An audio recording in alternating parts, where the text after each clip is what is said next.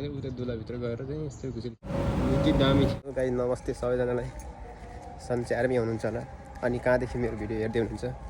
Video हेरिसकेपछि नयाँमा च्यानलमा नयाँ हुनुहुन्छ भने सब्सक्राइब गर्नु होला, सबैजनाले माया सपोर्ट गरिदिनु। सो गाइस म त आज जाँदैछु पार्कतिर। यस्तो घाम छ कि गरेर आउँछ, घाममा घाम लगाइरहेको हुन्छ देखि हेर्नु। अब एकछिनको लागि अहिले यस्तो घाम लाग्छ, हेर्नुहोस् यस्तो घाम लाग्छ, पर्ने यस्तो घाम लाग्छ। अहिले पछि एकछिन पछि फेरि साँझतिर फेरि पानी यस्तो पर्छ कि घाम जति लाग्छ घाम अनि त्यति पानी पनि पर्छ कि यहाँ फेरि। त्यस्तै छ मलेसियामा। जो 7 दिनको छुट्टी त छन्दा थियो, आज खास बोल्नु पनि बन्द राखेन, रुगा लगाएर खासै रुगाले छोडे होइन।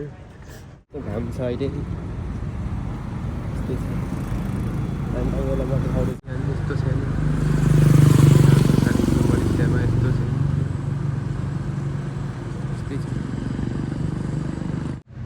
यस्तो छ। यो जहिले यस्तै हुन्छ, यो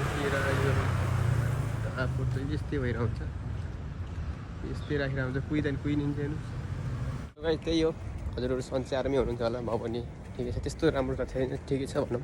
अब स्वास्थ्य अलिक खासै त ठिक छैन अब, किनकि अब मलेसियामा अब हावापानी यस्तै छ, अब खानेकुरा पनि यस्तै भइरहन्छ, अब त्यस्तै छ चलिरहेको छ। अहिले खासै पनि त्यस्तो रुगा अझै लगाइरहेको छ, त्यस्तै ज्वरो आइरहेको छ, खासै त्यस्तो भएन। हुन्छ कोही कस्तो हुन्छ, खाना त्यस्तै हुन्छ, हावापानी त्यस्तै हुन्छ, के भन्ने अब। हजुरहरूले पनि अब मलेसिया यो दुःखी बिमारी हुँदा चाहिँ एकदम भनौँ न, एकदम फ्यामिलीको चाहिँ एकदम मिस हुँदो रहेछ। सो म पनि फर्स्ट भनौँ अब अहिले अब 3 वर्ष लगभग भयो भनौँ। 3 वर्षसम्ममा अब दुःख सुख सबै झेलियो त्यो भनौँ। आँसु हुन्छ किनकि अब त अब भनौँ न अब जुठो मुस्कान देखाएर हिँड्नुपर्छ, हरेक दुःखलाई पनि अब झेल्दै हिँड्नुपर्ने रहेछ। त्यही हो जेठो छोरा हुनुभन्दा नि हुनु भनेको पाप हो जस्तो लाग्छ मलाई चाहिँ। अब के गर्ने अब हुन त सबै धेरै जस्तो म मात्रै होइन कि जेठो छोरा, सबै जेठो छोराले यसो भोगिसक्नु भएको छ, अब भोगिसक्नु पनि भयो आफ्नो ठाउँबाट। अब त्यही हो, जेठो छोरा हुनु भनेको म त पाप जस्तो लाग्छ। अब हजुरहरूलाई कस्तो लाग्छ के गर्नु, जेठो छोरा भइसकेपछि हार खानु नमिल्ने छोरा मान्छे जस्तो सुकै भए पनि, जस्तो अवस्था भए पनि हार खानु नपाउनु, मिल्दै नमिल्ने हार खानु नि। अब के गर्ने, भात खाएर पनि के गर्नुहुन्छ अब हार खायो भने अब फ्यामिलीलाई कसले हेर्छ। म त्यही सोच्छु, हरेक दिन हरेक रात त्यही सोच्छु। अब यदि म केही भइहाल्यो भने मेरो फ्यामिली चाहिँ के होला, कस्तो अवस्थामा पुग्ला भनेर सोध्छु कि। हजुरहरूले त कस्तो सोच्नुहुन्छ अब थाहा भएन, हजुरहरूले अब कस्तो पाउनुहुन्छ त्यो त अब मलाई भनेपछि मात्र थाहा हुन्छ, अब नभनेपछि कसै थाहा हुन्छ र। त्यही हो, म त्यही सोध्छु। अब जेठो छोरा भइसक्यो त्यही त हो नि, अब त्यो परिवारमा अब सबैलाई सेटल गर्नुपर्ने। त्यही हो, दुःख लाग्छ। ऋण पनि त्यस्तै छ हाम्रो अहिले। अब ऋण पनि अब थोरै किन भइदा बसिन्छ, अब हुन्थ्यो अब धेरै नै छ। के गर्नु, ऋण सम्झिँदाखेरि अब ऋण सम्झिँदाखेरि घर जानु मन लाग्दैन। अब के दुःख सम्झिँदा त घर जानु मन लाग्छ। अब के गर्ने, अब दुःखी बिमारी हुँदा चाहिँ झन् लास्ट नभनौँ त झन् लास्टै नै गाह्रो हुन्छ।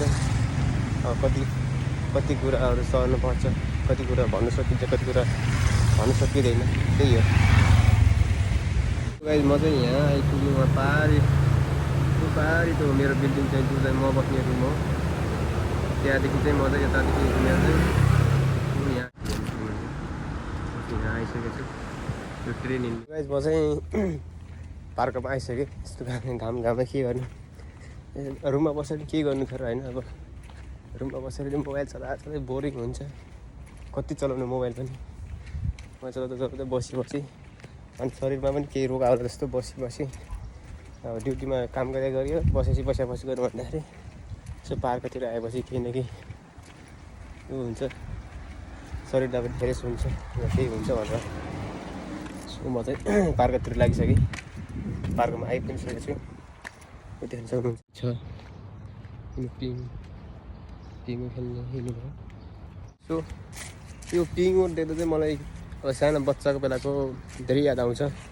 किनकि हामी यस्तो पिङमा चाहिँ बच्चा भए चाहिँ कस्तो गर्थ्यौँ हामी होइन सानो डोरीमा यो त अहिले यहाँ अब धेरै किसिमको सुविधाहरू छ हेर्नु यहाँ बस्ने यस्तो छ बस्ने यस्तो छ अनि यस्तो छ सुविधाहरू धेरै छन् भनौँ न हामी सानोमा हामी भनौँ न सानोमा बच्चामा हामी डोरीमा खेलेर पनि हामी जिन्दगी कट्यो अहिले यत्रो भइयो बच्चा ब्याती होइन अनि हामी चाहिँ अब के भनौँ अब बच्चा ब्याती अब त्यो हुर्किएको त अब 2 दिन त आउँदैन हाम्रो किनकि न मेरो आउँछ न तपाईँहरूको आउँछ कसैको आउँदैन किनकि अब त्यो जिन्दगी भने गइसक्यो हाम्रो यस्तो हुन्थ्यो हामी यस्तो अनि तपाईँलाई म देखाउँदैछु यस्तो यहाँ घुसुली यहाँ जस्तै यो खेल्ने यस्तो राम्रो बनिदिन्छ यहाँ हामीले यस्तो देख्नै पाइएन अहिलेका बच्चाहरूले धेरैले देखे हुँदैन यो हेर्नु सक्नुहुन्छ यो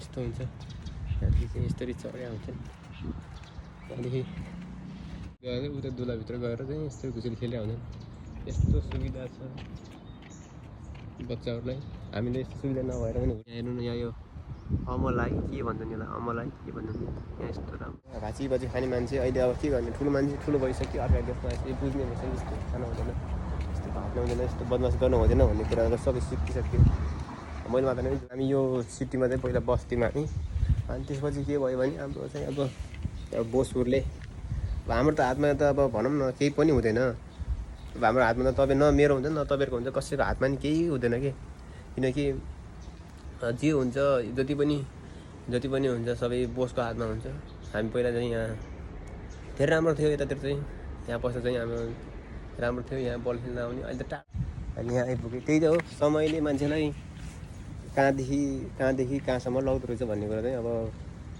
समयले चाहिँ देखाउँदो रहेछ त्यही नै हो समय भनेको धेरै बलवान हुने रहेछ सबैको पाल्ला हुँदो रहेछ त्यही त अब समय पनि भन्छन् मान्छेले कसैले अब आज दुःख छ भोलि सुख आउँदैन अब खै मलाई खै आफू चलाउने जस्तो लाग्दैन किनकि अब यत्रो दुःख गरिन्छ आजसम्म यत्रो दुःख गर्यो अझैसम्म सुख भन्ने चिज अझैसम्म पाइएको छैन अब खै कहिले पाइन्छ त्यो त अब समयले देखाउला त्यही हो अब समय आउँछ भन्दैन अब खै हाम्रो चाहिँ अब खै हाम्रो कहिले आउने त्यो त अब समयले देखाउला अब हेरौँ आशा गरौँ आजसम्म चाहिँ जिन्दगी भनेकै आशाले चल्दो रहेछ